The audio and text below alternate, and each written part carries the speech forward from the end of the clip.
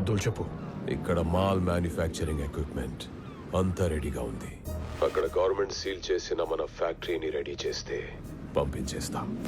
Sensitive విషయం, జాగ్రత్త. Just send it, I'll take care of it. How are things there? రేపు 140 MLAsతో గవర్నర్ని మీట్ అవబోతున్నాం.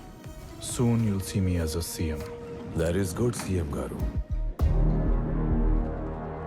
భీమవరం ఎమ్మెల్యే రాజు గారు. నమస్కారం అండి.